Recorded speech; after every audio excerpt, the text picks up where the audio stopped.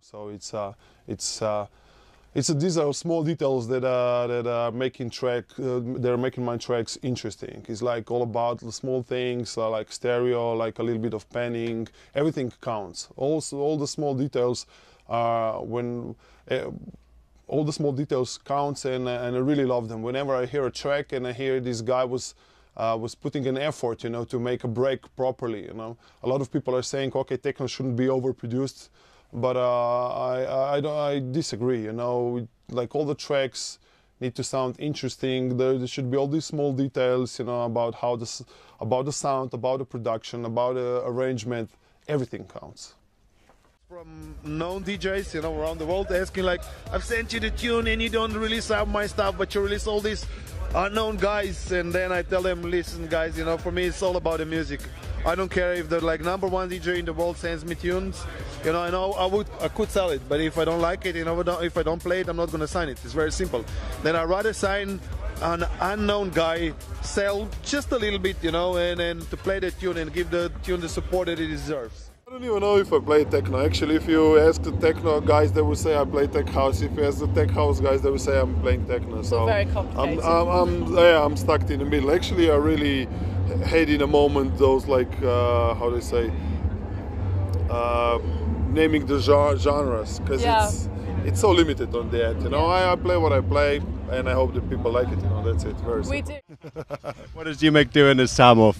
Umek, what does Umek at time off? Probably he's on email with my management. It's like with this music business, man, believe me, never stops.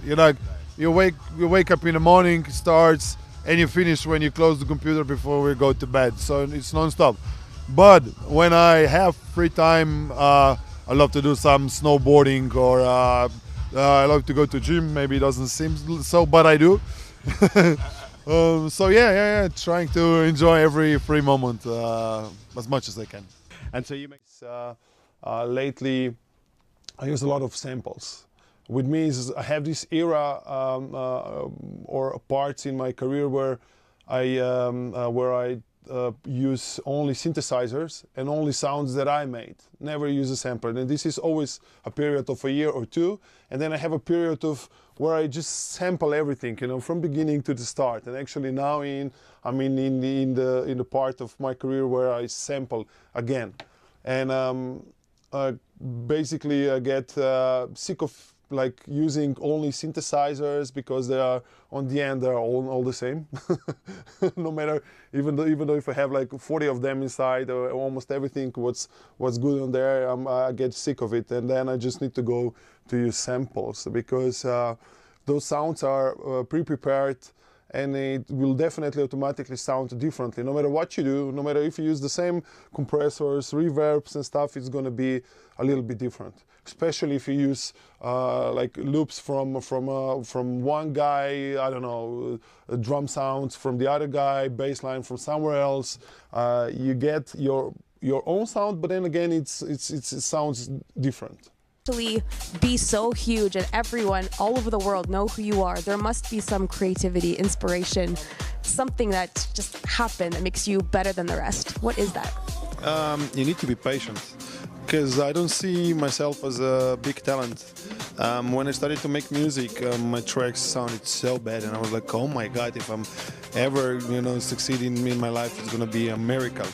So I was making music for 3 years or even more till I got signed my first record deal, and since then I came a long way, changed my style a lot, and I had more than 100 releases around the world. So I think the most important thing is to be stubborn and to be dedicated to what you do.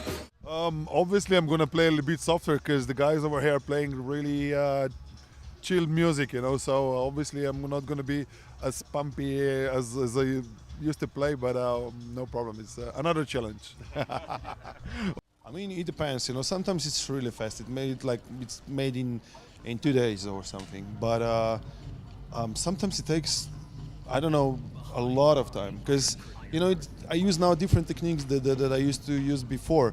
Right now, when I have a track, I just leave it there for a while, open it again, listen to it, changing some sounds, then I have an idea to do something different, you know, and just changing, and I'm sitting there and I put it on ice, and you know, and then yeah, it takes a while, but sometimes bam, it's just there in 2 days. Let's say. It's just there in 2 days. Because a lot of artists from our part of Europe didn't have a chance and support of the other DJs. So I said to myself, okay, I'm the guy who's going to point out these new guys, and I'm going to show it to the world. So this was my main objective, and it still is. We do release big artists, but I will still release new guys, unknown guys, to give them a support, because they need it. I think a lot of good stuff is coming from Eastern Europe, and I present one small part of that. Advice to young producers and DJs is to be patient, because it's so hard to succeed these days in this business. Only if you are lucky enough that they're gonna succeed, like in just with one track, but mostly it's hard work, crazy hard work. You have to do demos, mixes, you need to be on all social media, like, and then you need to think of new ways how to promote yourself, because back in the days when I started, I think people were digging for the music, trying to find it, because there was no media, no nothing. It was so rare to get any information about the music. But right now, information knocks on your computer every day. So you need to be, you know, constant, and you need to be there. People need to see you, and they need to see your name as a brand, and you can't give up easily. So be patient and work hard.